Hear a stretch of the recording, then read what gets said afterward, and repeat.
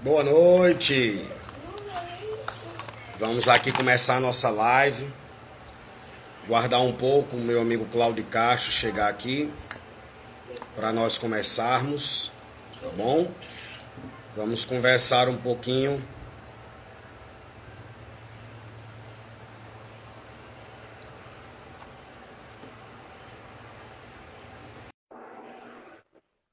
Vamos conversar um pouquinho sobre cinesiologia. Cinesiologia aplicada à musculação. Alô, Cláudio Castro, tudo bom, meu irmão? tudo jóia? Tô organizando aqui o microfone, enquanto isso a gente vai aguardando o pessoal entrar. E aí você se apresenta para a galera aqui de Fortaleza lhe conhecer. Né? Deixa só a turma entrar aí, plugar aqui o microfone e a gente começa o Fortaleza, nosso bate-papo. Fortaleza, terra boa, terra da minha lua de mel. Minha esposa não conhecia Fortaleza, fizemos a lua de mel aí, num hotel que eu não lembro o nome, mas era do lado da ABB. Do lado da ABB, não sei se é o Ceará, de Eu não vou cabeça eu lembrar. sou meio ruim para lembrar. Faz 12 anos. Eu não vou lembrar agora o nome não. Eu sempre decoro tudo, mas esse nome realmente eu não decorei. E aí a gente ficou no hotel do lado da ABB. Eu fui a Fortaleza muitas vezes, tem um tio que mora aí, quer dizer, morava, né? Faleceu. A minha tia, a esposa dele, continua aí. Então fui muitas vezes, muitos campeonatos. Eu posso dizer que, enquanto atleta, Fortaleza foi o lugar que eu mais fui em toda a minha vida. Maravilha, maravilha. A gente é atleta querendo conhecer o Brasil, aí toda vez que tinha um campeonato, vai ser onde? Fortaleza. Eu, poxa, mas é bom, eu sei que é bom, mas eu queria conhecer outros lugares. Eu acho que eu fui a Fortaleza mais de 10 vezes jogando campeonato, essas coisas. Fiquei várias vezes no Náutico Cearense, e, e ali tomar sorvete na sorveteria que tem ali de frente para o mar à direita, que tinha 50 sabores, 100 sabores, uma coisa assim. Isso, 50 sabores. Ainda existe? Conhecidíssimo aqui, viu? Ainda tem. Eles Joia. cresceram muito. Bom. Cresceram tanto que aumentaram o preço um pouquinho. Era bem baratinho. Agora eles estão com um precinho salgado, mas continua sendo gostoso, viu? Pelo menos o Continua sorvete tá sendo doce, né? gostoso. Muito bom, por sinal, o sorvete de lá. É, eu lembro. A gente terminava os jogos, jantava e aportava lá para tomar um sorvete. Então, é uma terra muito boa. Só tem um defeito, Fortaleza. É quente pra burro. Pra eu que gosto de frio, eu gosto de frio. Fortaleza, pra mim, só não é bom por isso. Mas uma cidade muito organizada. Aldeota. Aqui é a cidade que o pessoal vai ao sol, viu? Uhum. Dizem que aqui não chove, embora esse ano choveu bastante. Não, tô sabendo. Aqui já foi o contrário. Esse foi um dos invernos mais secos que teve aqui em Recife. Mas é assim mesmo. E aí, para quem está entrando, eu e o Demétrio somos amigos há longa data. Fizemos o Radier juntos. Anunciei para alguns amigos do Radier que nós estaríamos juntos. Dois ex-Radier conversando. Faz tempo que eu não encontro essa turma. Mônica, Márcio França e por aí vai. Geraldo Lenders, não sei como pronuncia aquilo ali, alemão, holandês, sei lá. Depois ficamos por contato, fizemos graduação juntos. E aí terminou a graduação no passado, né? Então, nós temos 5 anos de amizade. Mas eu acho que já são. Se eu tenho 29 de formado, 3 foi na faculdade, né? Aí teve o contato e o radier, então 29, 32 anos. Né? Pessoal que está entrando agora, sejam bem-vindos, tá? 32 anos, é tempo, viu, meu amigo? Muito São tempo, muito alguns dias, tempo, muito não. tempo. É muito tempo. Eu estava calculando aqui agora, nós dois juntos aqui são 100 anos de experiência, um século de experiência e praticamente 60 anos de experiência profissional. Vamos ver o que vai sair de bom nessa live. Beleza. Seja bem-vindo, Nato Velho. Legal que você tenha sido meu aluno ou minha aluna lá, né? Porque tá um nome comercial. Então, gente, nós estamos aqui para aqueles que não me conhecem, porque tem um pessoal que conhece o Cláudio Castro e que está vindo aqui também para a nossa live. Meu nome é Demétrios Cavalcante Brandão, né? Nós porque nos formamos juntos, nós temos 29 anos de profissão, nos formamos pela Federal de Pernambuco. Depois eu fiz uma especialização em aperfeiçoamento de atividade física academia na Estadual de Pernambuco. Em 98 eu vim aqui para Fortaleza, aqui eu fiz o mestrado dentro da Unifor. Tive a alegria de passar em terceiro lugar na colocação do mestrado. E o doutorado em 2018 pela Uninter, né, em Assunção, onde a minha tese do mestrado foi sobre obesidade e sobrepeso, né, doenças epidemiológicas não transmissíveis, que o mestrado foi em saúde coletiva e o doutorado em saúde pública. E o doutorado eu pesquisei, olha só, Cláudio, eu acho que eu não tinha te falado isso, eu misturei fisiologia, cinesiologia, lerdota e samba. Pensa na esculhambação. Samba? Eu toco cuíca, que é um instrumento de escola de samba. E aí eu fiz um estudo sobre análise cinesiológica e a relação com fadiga muscular, né, dos ritmistas de escola que aqui não é chamada de escola de samba, né, é chamada de ritmistas, né, do Baqueta Clube de Ritmista, que é uma das agremiações que eu fazia parte na época. E isso surgiu porque o diretor observou que o pessoal não estava conseguindo acompanhar o andamento, né, musical, estava caindo o andamento. Ele me pediu alguns exercícios para isso. Minha tese original ia ser o efeito do exercício sobre os níveis de colesterol e triglicérides de soropositivos. E aí, como o secretário, na época, não me liberou para fazer a tese, para fazer a pesquisa no Hospital São José, eu terminei tendo que mudar. Escrevi 3 teses diferentes. Eu acho que as outras 2 eu vou dar continuidade depois. E aí, essa daí surgiu por acaso, né? Que eu não acredito no acaso. Ela surgiu com na época, o diretor do Clube Festa Demetrios, rapaz, me passa um exercício pessoal do tamborim, da caixa, né? Que é a caixa de guerra do pessoal da banda marcial, porque eles estão cansando o braço. Eu digo, cansando o braço, fadiga muscular, exercício. Aí pergunta o orientador, o que é que você acha? Ele dá uma perfeita tese. Vocês vão ter dificuldade para fazer a discussão, porque eu acho que não tem nada sobre isso, e realmente não tinha, né? E foi um grande desafio, e a filosofia lá do doutorado era a gente escrever pelo menos 100 páginas. E aí eu fiz um negócio bem gordinho, podemos assim dizer. E no meio da pesquisa fui descobrindo pessoas que deixaram a agremiação porque teve uma LER-DORT. Aí eu encaixei com a saúde pública, né? Lesão por esforço repetitivo, ausência de exercício, fadiga muscular, cinesiologia. Né? E é um conteúdo que eu adoro e que você gosta também, né? Cláudio, hoje em dia você está lecionando aonde, meu querido? Quais são as instituições de ensino superior da qual você faz parte? Eu estou na FAREC, que aqui em Recife faz parte da IPESO, que é do sistema Unip, né? Que a sua faz parte. E estou na Uni São Miguel, que virou centro universitário agora recentemente, estou coordenando o curso. Eu estou só com essas 2, passei muitos anos na FG, na UniFBV, venho dando cursos há um bom tempo e a minha aventura com especialização e mestrado foi bem mais complexa, não foi tão simples, demorei muito a fazer a especialização, mas eu fiz de uma área que eu gosto, que é a parte de idosos, então meu trabalho foi isso de qualidade de vida. Meu mestrado foi o mestrado mais torto no sentido bom da palavra. Demétrios me conhece, sabe que eu sou meio perturbado do juízo, um pouco só, né, Demétrios? E o meu mestrado foi em biociência e na sub-área de biotecnologia no laboratório de matemática computacional aplicada à biofísica. Então, eu fui fazer análise de arritmia cardíaca através de algoritmos matemáticos. É uma coisa muito louca, né? E aí isso aí me abriu muitas portas, inclusive eu tive a oportunidade de trabalhar com muita coisa boa em relação a pesquisas no mundo. Fui para vários congressos, inclusive um fora do Brasil, em Bogotá, apresentando trabalho.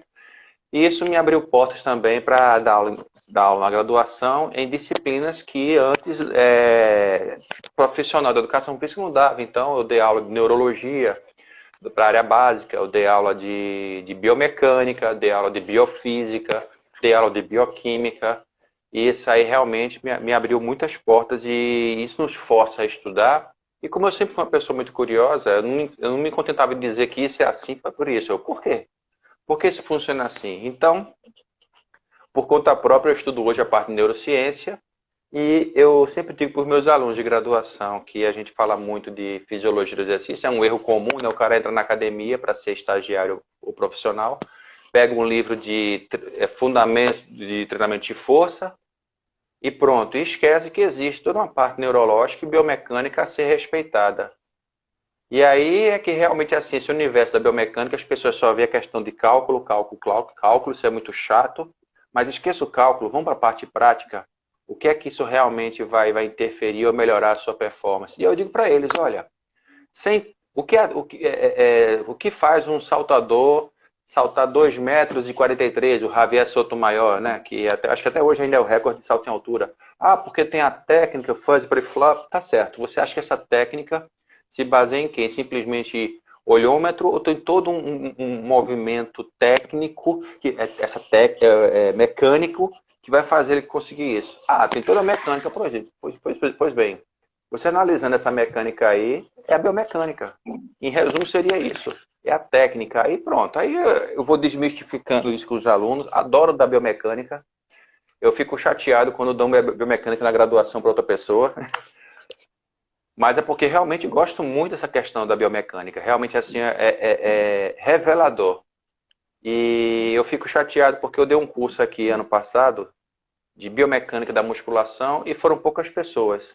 Se eu fosse falar de treinamento de força, fundamentos de força, hipertrofia total, eu acho que dava umas 500 pessoas. Mas como eu falei, biomecânica da musculação, aí deu uns gatos pingados. Eu vou ter que mudar o nome e quando chegar lá, pegadinha no malandro, biomecânica.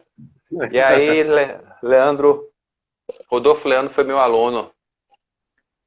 Grande profissional hoje em dia, tá com hit dance hit, eita, fit dance, eita, eu não decoro, desculpa. Mas aí a nossa história é essa, a biomecânica é imprescindível. Eu costumo dizer o seguinte, não sei se você vai concordar comigo, imagine um carro. Você estudar fisiologia do exercício, fundamentos de treinamento de força, é você mexer com o motor do carro.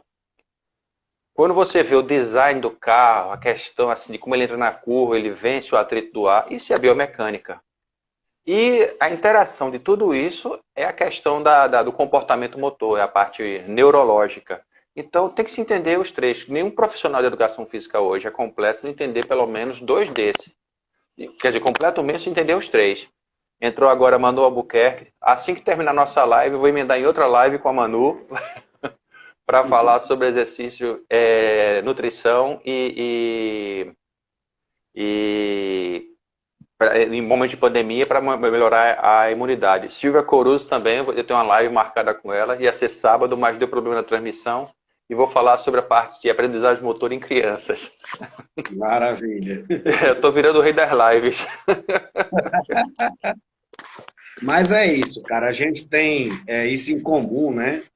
Eu acho que a gente só não teve, embora teve pouquinho, eu joguei basquete no português, mas deixei. Mas a gente tem muita coisa em comum, né? Não só a nossa graduação e não só onde a gente estudou, mas as áreas de conhecimento das quais a gente gosta, né? Desde a graduação que eu gostava da fisiologia lá com a Concito, o povo morria de medo, adorava anatomia. Eu digo aos alunos, gente, eu fui reprovado de anatomia por causa de 3 décimos.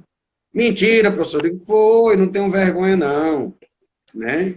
Eu fui reprovado porque eu achava que já sabia. Eu lembro que minhas provas no começo sumia da mesa, né? Lá no anfiteatro a gente ao contrário, meu tirei 10, tirei 9, e eu digo, isso é fácil, e fui deixando de estudar até que terminei, ficando de final com 6,9, Eu lembro como se fosse hoje. Eu não vou estudar, não, já sei. E terminei sendo reprovado. E a Eliane era minha aluna de Kung Fu na época, na Eita, academia de Juripixida, isso eu né? não E aí sabia. ela disse: olha, Demetrios, eu não vou lhe aprovar porque você é meu instrutor na academia e você tem que saber. Eu digo: não, Eliane, até hoje eu agradeço a ela, né? Porque Uhum. na época eu fiz a monitoria para anatomia, terminei não assumindo para terminar o curso dentro do prazo. E passei a gostar não só de anatomia, como de fisiologia, de cinesiologia. E eu digo exatamente isso para os alunos. Quer entender musculação? Entenda de fisiologia, cinesiologia, biomecânica, treinamento esportivo e vá para a academia treinar para conhecer o nome das máquinas. Porque o É. resto, né, o que traz é o conteúdo. E eu terminei, Cláudio, eu fugi um pouquinho aqui da cinesiologia, porque essas disciplinas são tidas como terrorismo da educação física, né? É. Então, na época da Estácio Fica aqui, eu passei 10 anos lá, eu dava ginástica de academia e musculação. E aí, um amigo meu, o Sérgio Frank, ele descobriu a leucemia, não podia ficar no formal e pediu para eu assumir a parte prática. E aí eu assumi a parte prática, depois a teoria. Aí eu entreguei musculação para ele, para ficar, porque estava com fisiologia, cinesiologia.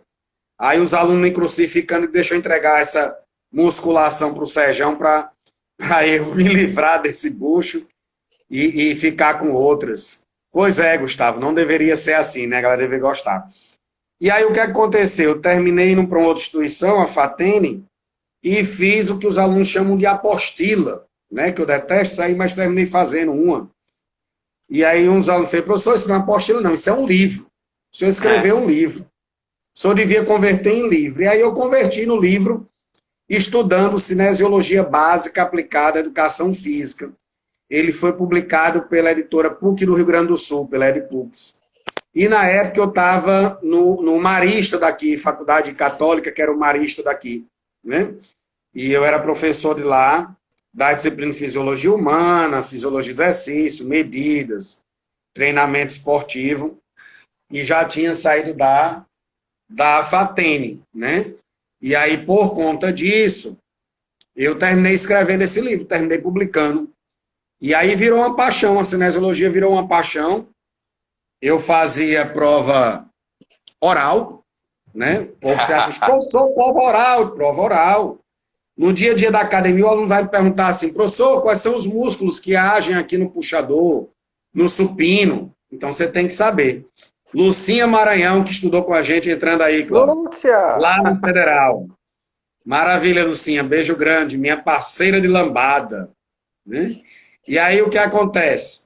Terminei me apaixonando pela área e ainda hoje sou professor de cinesiologia e de biomecânica. E às vezes eu vou dar os cálculos, né? Eu queria ser engenheiro até a sexta série. Aí eu fui numa construção, vi como é que funcionava a coisa, e não tenho jeito para engenharia, não. E eu adoro matemática. Então, quando eu cheguei em medidas, quando eu cheguei em cálculo de composição corporal, treinamento esportivo, calcular percentual, né, cálculo de carga, eu disse: rapaz, eu me encontrei. Biomecânica cheia de cálculo, o povo se aperreando. E eu: rapaz, isso é muito fácil, isso é muito fácil. E como é que é fácil? Né? E aí foi um amor, né, que eu tive para esse lado. E sempre minha militância, né, eu queria abrir uma academia de artes marciais. Nunca abri essa academia. Fui dono de academia aqui em Fortaleza, por isso que eu vim para Fortaleza. A gente tinha arte marcial, mas eu praticamente abandonei a arte marcial depois que eu entrei na faculdade. E aí fui para a ginástica, você lembra, né? Depois musculação e Uhum. avaliação física. Né? Freio Viajei aeróbica. o Brasil todinho com ginástica, 8 congressos da FIEP, de Foz do Iguaçu, São Paulo, e aí me aquetei mais na avaliação física e na musculação, que é o nosso tema de hoje, né? Uhum. Cinesiologia da musculação. Fala um pouquinho sobre isso aí, Cláudio.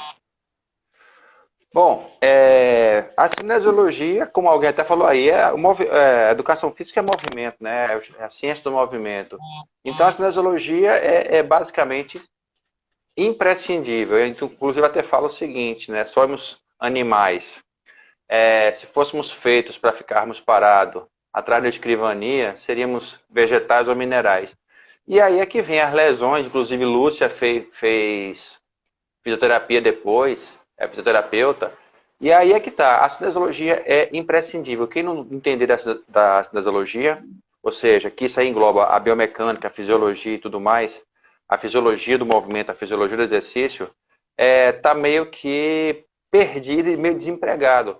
E aí eu sempre costumo dizer para os alunos que eles têm que entender, não importa a área que eles vão trabalhar, eu trabalhar com dança, cinesiologia é imprescindível, a parte de biomecânica é imprescindível, fisiologia do exercício é imprescindível. Ah, eu vou trabalhar com criança. Inclusive aqui em Recife tem uma menina que é pioneira, a Belinha, que ela trabalha, eu tenho um personal Baby Kids, fazer propaganda gratuita para ela, que ela dá a parte de aprendizagem motora, desenvolvimento motor em crianças com 2, 3, 4 anos. E a cinesiologia é importantíssima. Então, ou seja, entender o movimento, entender como o corpo se comporta, entender como ele trabalha, como ele atua, não só vai ajudar no desenvolvimento muscular, vamos voltar a falar de musculação, a hipertrofia, seja por questão de estética, seja por questão de melhoria da saúde, hipertensão arterial, diminuição da hipertensão arterial, trabalhar diabetes, é imprescindível. Ou seja, entender como o corpo funciona vai ajudar nesse desenvolvimento e vai evitar, principalmente, prevenir lesão. Porque a gente fala muito a questão do promoção da saúde, Joé. Promoção da saúde é você pegar a pessoa com hipertensão, com 20 por 14 e deixar esse cara conjuntamente com o médico dele, deixar com a pressão 12 por 8. Não, é evitar que ele também se lesione, é evitar também que ele se machuque. Isso também faz parte da promoção da saúde. E, infelizmente, muitos colegas de profissão, principalmente na parte de esporte, está promovendo a lesão muito mais do que saúde. Tanto é que o nosso querido e saudoso tubarão, né, Antônio Roberto Rocha Santos, dizia, né, esporte não é saúde, esporte é lesão. E aí foi a parte mais ou menos daí que eu me interessei muito por cinesiologia também. Por que essas pessoas que são atletas têm que ser lesionados? O que é que está faltando? Está faltando base, está faltando entender o movimento, está faltando entender como é que a articulação se comporta, está faltando entender como é que o músculo se comporta. E daí começou os estudos. E aí eu pergunto para você agora, o que seria importante, mais importante dentro da cinesiologia para você? Vamos lá. Eu gosto muito da análise do movimento. O que mais me apaixonou na cinesiologia foi essa análise de movimento, né? Você analisar os músculos, as articulações atuantes, os agonistas, os antagonistas, né? Os sinergistas, né? Que antigamente era o motor secundário, né? Os estabilizadores, principal e secundário, né? Então, e você fazer essa análise, analisar a relação com a cadeia aberta e fechada do movimento, né? Isso aí que é chamado na biomecânica de análise qualitativa do movimento, né? Foi o que começou a me chamar a atenção, os braços de força, de resistência, de potência, as alavancas. Isso foi o que inicialmente me chamou a atenção. E tive que lecionar numa pós de biomecânica lá no Piauí, e eu peguei exatamente o conteúdo de análise qualitativa de movimento. Isso já tem uns 14 anos, eu acho. E aí eu lembro que quando eu fui lá lecionar, eu peguei e fiz exatamente aquele scriptzinho. Articulação, plano, eixo, direção do movimento, né? Para o pessoal fazer análise. Eu lembro que deu um nó na cabeça na época, e eu digo, gente, então vamos revisar aqui os planos e eixos para a gente entender isso aí direitinho. E aí, no final, terminou dando certo, eu comecei a falar de braço, força, potência, resistência, como fazer uma análise qualitativa do movimento, e isso rendeu 2 monografias, uma do Kung Fu, outra da capoeira, né? 2 TCC, na verdade, de especialização, né? E eles eram relacionados à análise qualitativa dos movimentos da capoeira e do Kung Fu. Muito legal que os meninos fizeram na época, né? Eu já tinha publicado um artigo em 2013, análise cinesiológica qualitativa de exercício para costa, né? Eu comparei cinesiologicamente puxada frente, puxada costa, puxada frente, pegada neutra, remada, pegada média e remada pegada neutra, né, mostrando que em termos cinesiológicos não existe aquela diferença toda como a gente pensa de puxar pela frente ou por trás, e etc. Uhum. E aí, quando eu mostrei o trabalho para os alunos, eles quiseram também fazer cada um dentro da sua área. Então, a cinesiologia, ela me encanta por conta disso. Ela é o estudo do corpo humano, como eu posso dizer, né? A anatomia, a fisiologia, a cinésio, é o estudo do corpo humano, né? Ela relaciona o que eu estou fazendo. Cada movimento do dia a dia, né? Você também é show, Lucinha. Eu lembro do Cabral, que eu brincava com ele, né? Vamos alongar o adutor do hálux, porque quando eu ia dar aula de ginástica, eu dizia os músculos atuantes. Ele falou, rapaz, você só falta falar no adutor do hálux, né? E aí, eu terminei fazendo essa brincadeira e hoje trabalho exatamente com isso aí, né? Quer dizer, é uma paixão muito antiga. E o que eu acho mais legal é você compreender o que é que teu organismo está realizando, né? Quais são os músculos em ações, como é que eles estão se comportando, né? Por que é que quando eu estou fazendo uma fase excêntrica do movimento, por exemplo, no supino, eu sinto o bíceps, às vezes o encurtamento da musculatura, como disse a Lúcia, interfere na postura. Então, são tantas nuances envolvidas que isso traz para a gente um gosto, uma vontade, né, de conversar sobre esse assunto, né?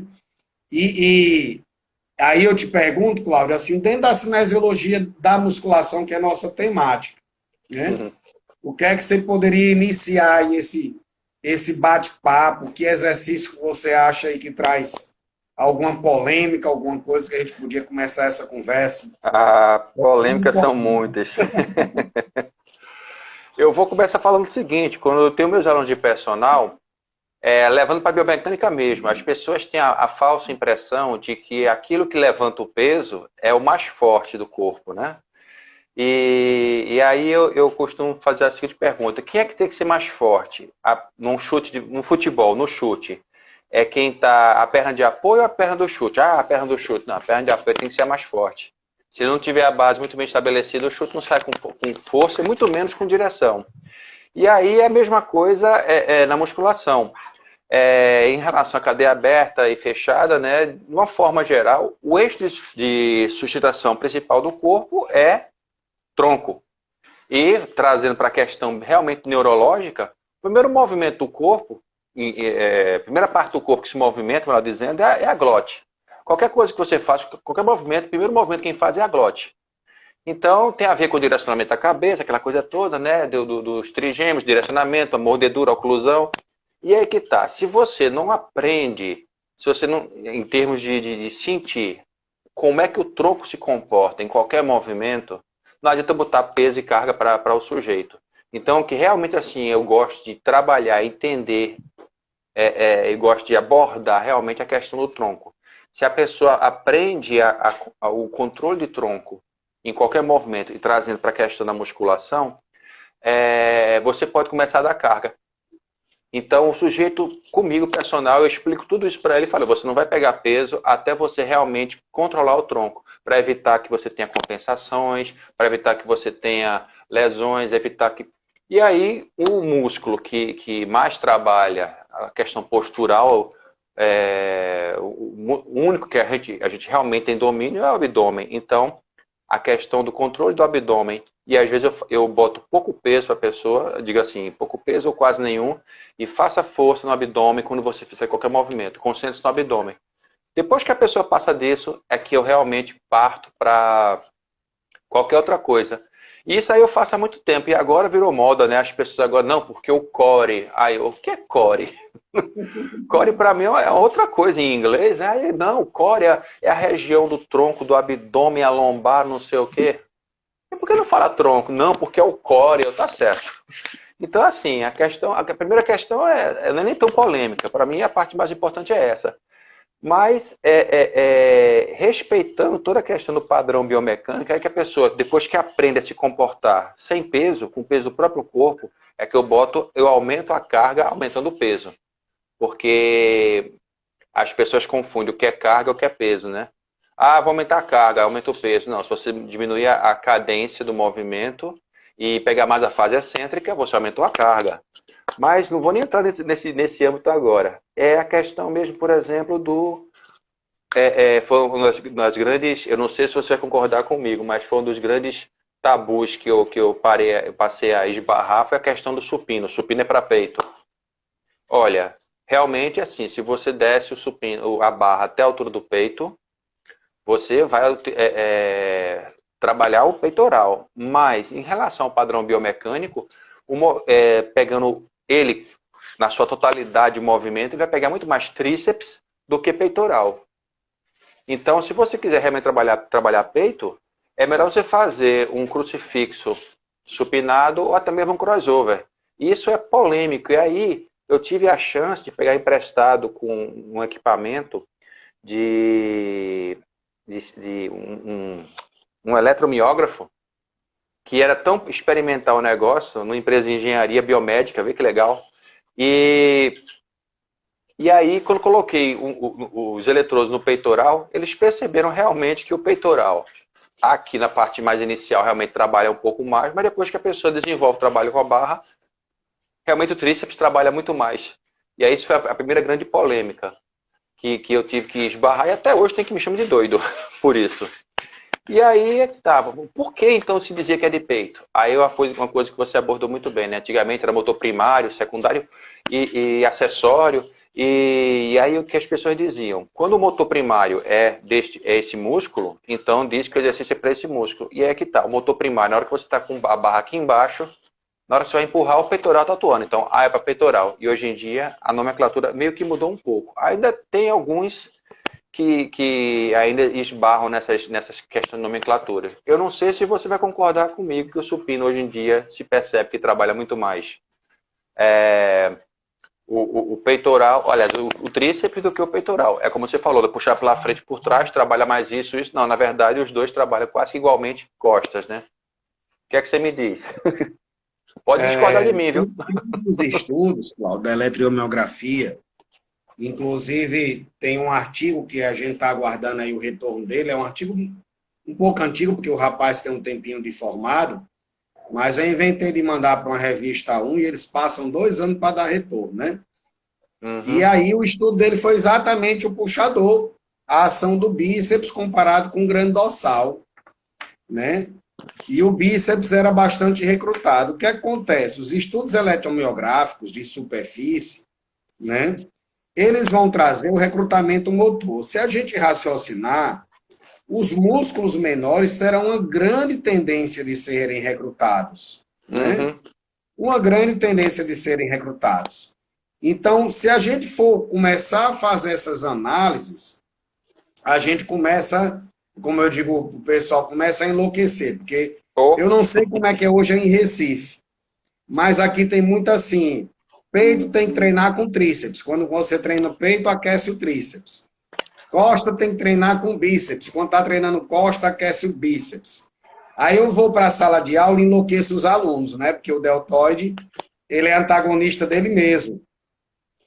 Aí eu digo brincando, tem que treinar peito com peito. Como assim, professor? Peito com peito, peito com peito, peito com costa, peito com ombro, peito com coxa, peito com qualquer coisa. Porque se você for começar a fazer essa análise, você termina pirando, você termina dizendo, mas como é que eu vou treinar? Então, o que você, na verdade, tem que ver o que é que eu quero dentro desse programa de treinamento, né? Se eu quero um trabalho de especificidade, então eu tenho que trabalhar os movimentos uniarticulares. Como você disse, eu vou ter que fazer uniarticular. Para eu recrutar fibras só de um determinado grupamento, eu só tenho uma solução, uniarticular. Toda vez que eu tiver exercício biarticular, eu vou ter grandes grupos envolvidos. Num dado momento, o peito vai agir, no outro dado momento, o tríceps vai agir, né? E aí você tem que começar a observar outros aspectos, né? Que a gente vê no treinamento. O que é que eu tenho como objetivo? Porque a grande maioria ainda está naquela onda da hipertrofia, da definição muscular. E eu acho que a gente está precisando se preparar para a saúde. Eu vejo poucas pessoas, como você, que trabalha com um treinamento voltado para a saúde. É o treinamento voltado para a estética. As pessoas vão sair de casa aí há 3, 4 meses, muitas delas sedentárias, obesas, para iniciar um programa de treinamento para a saúde, porque o que a gente precisa hoje é exercício de saúde, aumento de imunidade. E aí esses outros fatores, eles não vão ser preponderantes. Eu não vou ser um atleta de fisiculturismo que eu preciso de volume corporal, trabalhar os básicos, numa fase de treinamento trabalhar pré-exaustão, série tríplice, série gigante, né, os sistemas, né, de treinamento, as pirâmides crescente, decrescente. Beleza, isso tudo é bom. Né, isso tudo faz parte do treino de musculação. Quando eu objetivo a questão estética corporal. Mas quando eu objetivo a questão de saúde, né, o caminho ele já é outro. Né? E aí, quando o caminho é outro, né, essa importância que dão do supino reto, o inclinado para trabalhar a porção clavicular, né? Aí quando eu digo, não, gente, no supino inclinado pega muito deltoide médio. Como assim, professor? O senhor está ficando doido. Pega tanto o deltoide médio quanto o desenvolvimento. Né? Os estudos aí de análise eletromiográfica estão mostrando isso aí. Né? Então, o que a pessoa tem que entender é assim, o que é que eu quero? Ah, eu quero trabalhar com estética, então talvez esses estudos eletromiográficos não sejam tão importantes, porque você vai trabalhar básicos para volume e para hipertrofia. Mas se eu quero trabalhar o aspecto saúde, aí isso aí se torna importante, porque eu vou ter aquele aluno com bursite, né? Eu vou ter aquele aluno com acrodomalácia, com uma lesão, com desvio postural, onde eu vou ter que trabalhar a postura dele, né? E eu vejo muito essa ausência de uma forma geral nas academias. Para mim, quando eu trabalhava dentro da musculação, trabalhava como professor de sala de musculação, primeira coisa que eu ensinava ao aluno, o nome do exercício, a realizar a respiração, né? E realizar o movimento em cadeia, né? Eu parecia o senhor Miyagi, solta o ar, puxa o ar, fecha, abre, solta o ar, puxa o ar. E aí, eu estava dando o que para o meu aluno? Liberdade. Ele aprendia a execução e eu tinha tempo de corrigir. Porque se viesse 10, 15 alunos de uma vez só, perguntar qual é o exercício, eu só ia dizer, o leg press é aquele, o puxador é aquele, e eu não ia corrigir meu aluno. E quando ele aprende a respiração, quando ele aprende a executar o movimento, aí me sobra tempo para corrigir, me sobra tempo para explicar, me sobra tempo para dizer para o iniciante que na rosca direta ele sente o tríceps, sente tudo menos o bíceps, porque ele não tem ainda a coordenação intra e intermuscular, né? Então, tudo isso, né, que está envolvido. Então, existem, né, vários estudos hoje na eletromiografia desmistificando e enlouquecendo um pouquinho a galera com isso aí. E esse é um deles, né, a ação do tríceps. Por quê? Porque eu tenho uma flexão e extensão total de cotovelo. É lógico que o tríceps vai atuar. É lógico. É lógico que ele vai ser recrutado. Quem é que não treina e sente o tríceps? E aí tem o deltoide. Às vezes eu digo, não, gente, está trabalhando deltoide. Como, professor? É peito? Sim, gente. Flexão horizontal do ombro é deltoide anterior. Aí desenvolvimento. Desenvolvimento peito. Como, professor, peito? Porção clavicular peitoral faz abdução de ombro. Né? Aí a gente começa a desmistificar aquela teoria. Isso é para peito, isso é para costa, isso é para ombro. E quando divide parte superior, né, ou parte clavicular external, eu digo, gente, o peitoral é um músculo em forma de leque, ele se contrai como um todo. Agora, você recruta mais fibras dali, mais fibras daqui, desde que não seja carga máxima. Porque se for trabalhar com cargas elevadas, você vai recrutar todas as fibras, que é a teoria do tamanho, né? Sistema nervoso. Que isso o pessoal esquece. Esse aspecto fisiológico, junto com o cinesiológico biomecânico, eles vão dar todo o aporte muscular, né? E você fez uma observação muito boa, a questão da saúde. Eu venho falando isso muito aos meus alunos. A gente passou pela fase, até falei isso no curso, né, que eu dei no dia 1º, a gente passou pela fase militarista, que todo mundo tinha que fazer educação física para se preparar para uma guerra que nunca viria, graças a Deus. Depois vinha aquela fase fitness, anos 80, Schwarzenegger, Jean-Claude Van Damme, Sylvester Stallone, e outros que eu não lembrei agora, não lembro agora o nome. E agora estamos na fase da saúde, ou seja, a escola alemã, a escola francesa e agora a escola sueca, o exercício pela saúde. E aí é o que eu digo, nossos profissionais não estão preparados para isso, que a gente focou tanto no fitness que esqueceu da saúde. E a questão é, que adianta você ter um físico avantajado se você não consegue fazer certos movimentos? E aí, quando eu dou biomecânica, eu mostro muito isso. Inclusive, teve aluno, o Abraão, lembra dele? Grande Abraão, grande treinador de Abraão, atletismo. é ícone aqui do atletismo em Pernambuco, Brasil, né? E aí, quando fiquei emocionado com o Abraão, eu esqueci, 3 férias agora com você entrando. E aí, quando se fala em promoção da saúde, não sei nem se eu estava falando isso agora me deu um branco. Exercício de saúde, promoção de saúde. Exercício de saúde, promoção da saúde. E a gente está esquecendo disso aí, justamente isso aí, de fazer exercício e pensando na saúde. Aí eu pego meus alunos, você consegue fazer um abdominal sem ninguém segurar seus pés? É impossível, ninguém consegue. Eu mostro que eu, com o meu tamanho todo, com a minha velhice, eu consigo. Eu vou lá e mostro. Como? E se tirar o pé do chão. Por quê? Porque a questão de força, concentração de força, as pessoas não sabem. Não dominam o próprio corpo. Não foram ensinados dessa forma. Já começa com a educação física lá no colégio, passa pelos clubes, passa pela academia, a gente não ensina essas coisas. Ou seja, você dominar o corpo pela saúde, pelo domínio do corpo, e não pela estética. Eu quero ficar com um peitoral desse tamanho, eu quero ficar com um bumbum na nuca, que foi uma expressão que a gente até viu isso hoje tem blogueiro que chega bumbum na nuca, hashtag bumbum na nuca, e aparece meio mundo de gente para ouvir essas baboseiras e esquece da saúde. Ou seja, que adianta as pessoas estarem com bumbum na nuca e não conseguem se agachar sem perder o equilíbrio para pegar alguma coisa no chão. Tem que segurar. A pessoa não consegue levantar uma cadeira. Eu fiz esses testes. Levante da cadeira sem tomar um impulso com o corpo. Muitas pessoas não conseguem. Cadê a saúde? Então, assim, a musculação é importante, como assim o treino de força é importante, como o treino de resistência é importante, o alongamento é importante e a propriocepção tem a parte neurológica, mas tem muito a ver com a biomecânica. Sem a propriocepção, você não consegue perceber-se num espaço, o tempo no espaço para realizar qualquer movimento. E aí você vai ser um mero empurrador de peso, se você não se preocupar com essas vertentes. E aí, falando em bumbum na nuca, qual o melhor exercício para o mesmo? Agachamento ou elevação pélvica? Oh. A gente pediu polêmica, né? Chegou a polêmica aí. Depende do ângulo que você agacha, Pedro Maia. E aí é que são elas.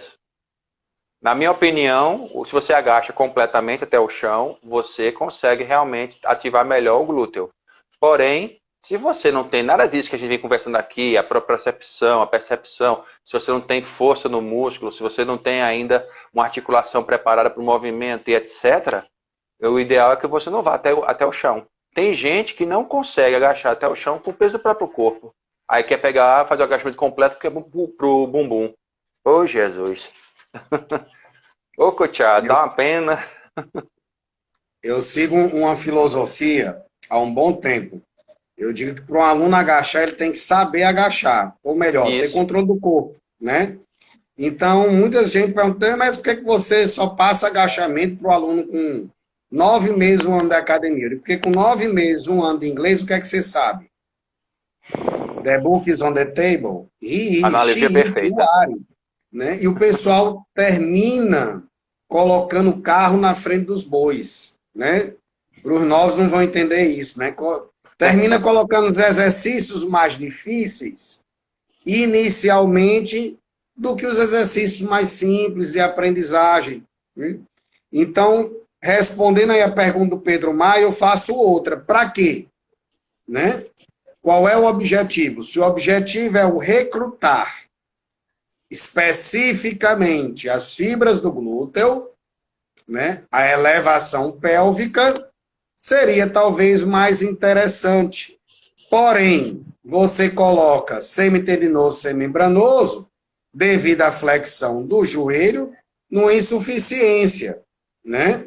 Então, se você não quer desenvolver ele, né, mecanicamente, esse seria melhor. Mas se o objetivo do bumbum na nuca seria a hipertrofia do glúteo, aí o agachamento já seria melhor. Porque hoje tem muito, eu vejo muito assim, glúteo de 4 apoios não serve para glúteo. Não, peraí, vamos com calma. Não serve para quê? Para hipertrofia muscular? Aí eu vou concordar. Porque você não vê um fisiculturista fazendo glúteo em 4 apoios, né? E eles têm um glúteo avantajado porque fazem stiff, afundos, chamados exercícios básicos, né? Então, toda vez que alguém me faz uma pergunta, eu faço outra de volta. E minha pergunta é sempre assim: quem está fazendo? Para que está fazendo? Por que está fazendo?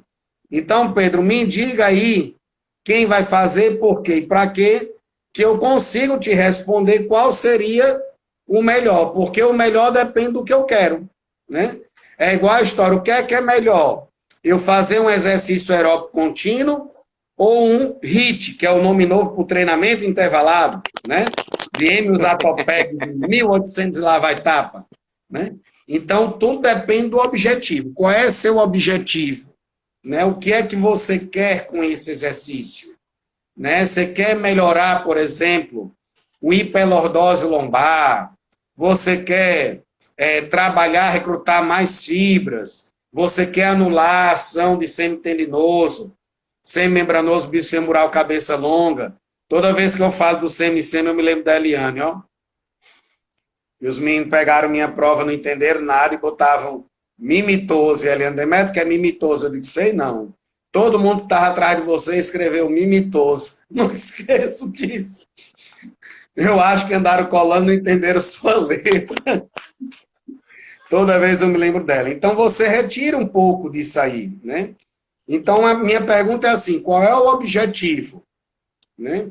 Porque não existe um exercício melhor que o outro. Exercício é igual a remédio. Eu sempre digo assim, eu espero nunca ter nenhum problema cardíaco, porque um dos medicamentos que o médico mais passam para afinar o sangue, diminuir a viscosidade sanguínea, é o AS. E eu sou alérgico alto grau ao acetilsalicílico. Quer dizer, o acetilsalicílico é ruim? Não, sou eu que não posso. Exercício é do mesmo jeito. Não existe exercício bom, não existe exercício ruim. Existem pessoas que não devem executá-lo porque tem alguma patologia, tem alguma disfunção. E aí, aproveitando o ensejo, Cláudio, fala um pouquinho aí sobre a cinesiologia do agachamento. Olha, vou dizer uma coisa. Vou pegar antes de falar do agachamento, eu vou falar da questão do glúteo 4 apoios. Eu ainda digo o seguinte, eu prefiro fazer o glúteo 4 apoios, pegando a questão do padrão biomecânico, do movimento, fazendo na polia baixa. E o que é mais interessante, não é enganchando no tornozelo. Eu coloco como se fosse um estribo. Eu faço aquele arcozinho aqui assim, enfio o pé aqui, pronto, agora eu faço a extensão da perna. E aí, dessa forma, você consegue dinamizar melhor o movimento. Afinal, o movimento o movimento da perna para isso vai justamente recrutar dessa forma. E é a questão do agachamento. E aí a questão polêmica, né? Agachamento profundo, qual é o melhor, qual é o que não é? Aí eu falo, olha, como você falou, qual é o objetivo? Se o objetivo é simplesmente saúde, vá até 90 graus. Por quê? Porque se for mais fundo faz mal? Não. É porque a questão não é que vai fazer mal ou não fazer mal. Se você não está com a estrutura preparada, a pressão da patela sobre o fêmur a 90 graus chega a 6 a 7 vezes de pressão. Como se fosse uma carga de 6 a 7 vezes o peso do corpo. Então, não vou forçar se o sujeito não tem domínio do próprio corpo. Qual é o objetivo? O objetivo realmente é hipertrofia, é ficar forte, é fisiculturismo, é atleta, vai até o chão. Agora, à medida que o sujeito for dominando o corpo, aí eu vou exigindo dele graus cada vez mais complexos de movimento. Não importa se o agachamento ou qualquer outra coisa. Então, eu estou com um aluno agora de personal que ele não consegue levantar o braço. 79 anos. Tá certo, vamos fazer assim, assim, assim. Hoje ele está conseguindo, com a palma da mão para cima, encostar as duas mãos em cima. Facilita a rotação do húmero ele realizar esse movimento. Mas a questão é, ele não conseguia nem isso. Nem de frente, nem de costa, em nenhuma posição. Ele não passava disso. E agora está levantando as duas mãos e tocando lá em cima. Ou seja, é importante para ele ficar sarado? Não. Não é a primeira opção dele. A primeira opção dele é realizar movimentos. E aí é que está. O agachamento, qual é a sua opção? Ou qual é o seu objetivo? É hipertrofia, virar Rambo? Certo. Mas mesmo que você queira virar Rambo, primeiro você vai passar por todo o processo de aprendizagem. Você vai fazer agachamento até 90 graus. Acabou. Essa é a minha filosofia. Mas antes disso, treino de tronco. Você vai aprender a controlar o seu tronco. Entrou uma aluna minha de personal agora aí, Mariana, e ela lembra muito bem disso. Tudo que eu fazia com ela nos primeiros movimentos com ela na musculação, seja onde fosse, levei ela para o Parque da Jaqueira para fazer, que em Fortaleza é um parque grande aqui, famoso de Recife. Você vai fazer isso aqui, o seu objetivo é controlar o corpo, controlar o seu movimento. Eu não quero que você realize bem feito, eu quero que você controle o seu movimento. Ah, não consigo. Eu tento e não consigo, a tentativa já é um exercício. E aí que tá, o agachamento até 90 graus, à medida que você for controlando o movimento, você pode ir até um pouco mais a fundo, mas chegando até o chão, digamos assim. Mas à medida que você tenha domínio do corpo. Simples assim. Vai que a pessoa, às vezes tem encurtamento, também tem isso, né? Tem encurtamento na parte posterior, glúteo, isquiotibial, lombar, e às vezes tem encurtamento de panturrilha, acabou. Muitas pessoas não vão conseguir realmente fazer o agachamento profundo. Então, aí vai começar os compensatórios. Então, por uma margem de segurança, de uma forma geral, quando eu ensino para os meus alunos, eu digo, até 90 graus. Meus alunos de graduação.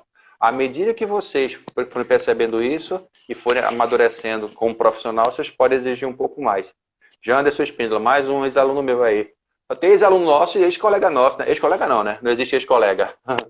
Lúcia e Abraão são eternos colegas nossos. E aí é a grande questão.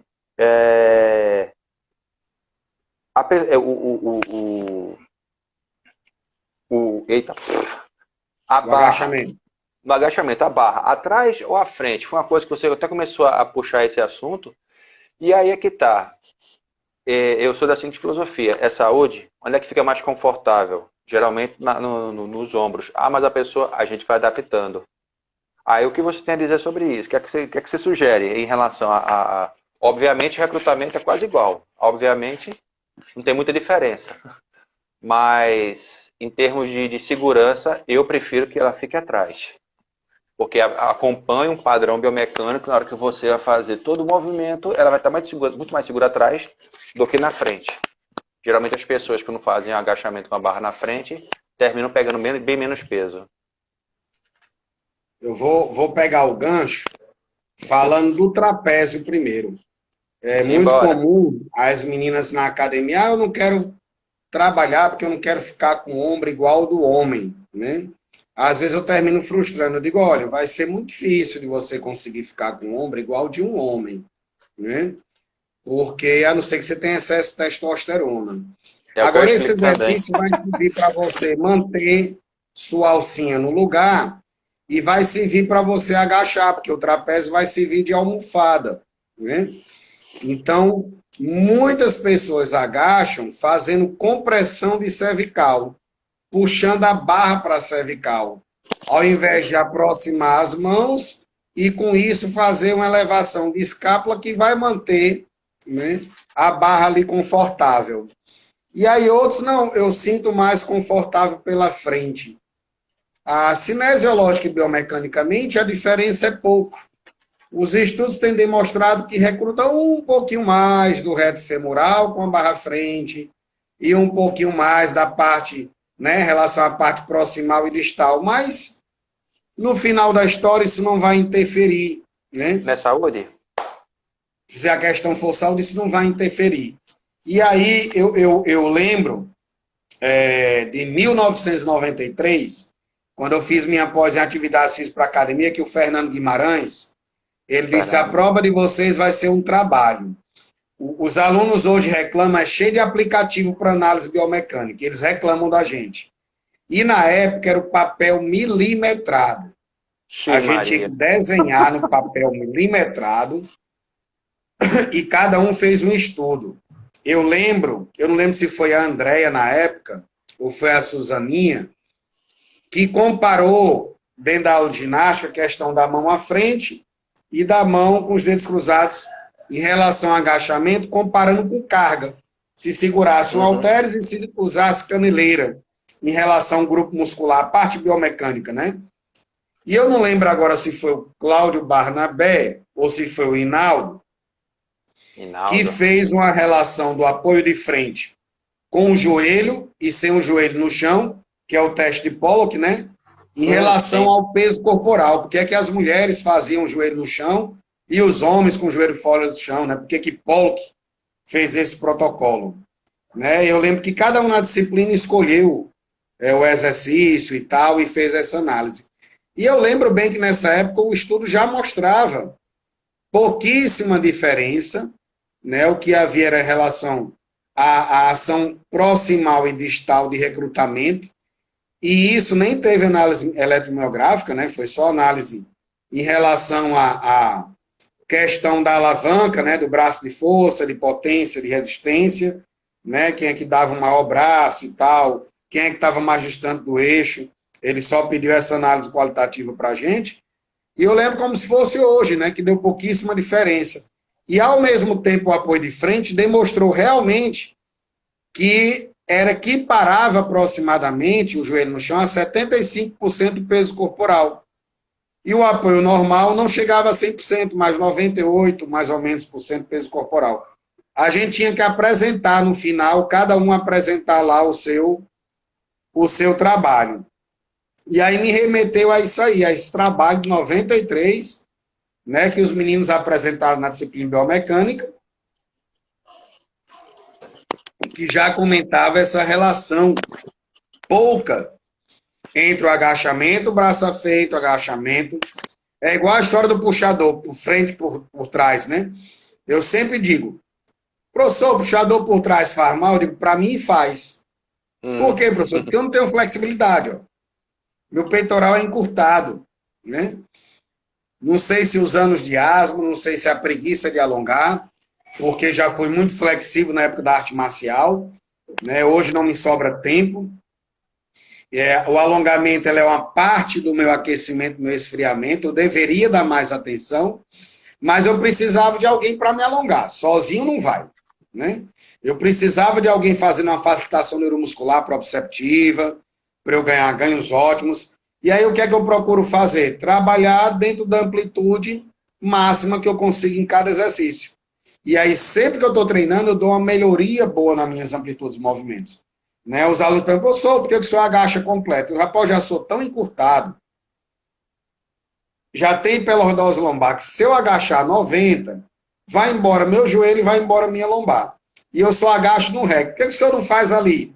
Porque no REC eu estou seguro. Né? No REC eu não tenho essa carga, né? Essa sobrecarga do eixo longitudinal sobre a minha lombar e patela. E eu não vou competir, então quero só aqui trabalhar a musculatura, trabalhar a angulação, trabalhar o músculo na sua amplitude. Não tem para que eu ir ali agachar com barra. Já fiz muito isso. Na mocidade eu fiz muito isso. Tinha um objetivo estético, 55 quilos, você lembra, né? Mago velho, fubazento. Éramos. Como a gente chama aqui no Ceará, mago rei, aqui é mago rei. E aí eu queria ficar forte, porque um professor de musculação magro não presta. Né? Os alunos, rapaz, como é que ele vai me fazer ficar forte se ele é magro? E eu, na época, dando aula na plataforma, com o Gustavo, né, Xingu, campeão brasileiro, treinava com ele para ficar forte. Eu lembro que eu comia 8.000 calorias por dia. Vixe, que a nutricionista na época passou, dando aula de ginástica, de step, body pump, musculação, né? Na época era spinning, né? Depois o RPM, quer dizer, dando aula de bike, e um alto gasto calórico por dia, né? E já percentual de gordura 7, 10, 12%, metabolismo lá em cima. Hoje, meu maior esforço é escrever no quadro, porque se não tiver slide PowerPoint, o pessoal reclama. Cláudio, está dando 20 segundos restante. O que é que você fala aí para a gente finalizar, já que você vai para outra live? Eu vou para outra live. Obrigado pelo convite. Vamos repetir isso aí. Eu acho que vai ser uma boa. Beleza. Abração, gente. Muito O obrigado. Instagram vai finalizar aqui. Abraço a todos. Obrigado.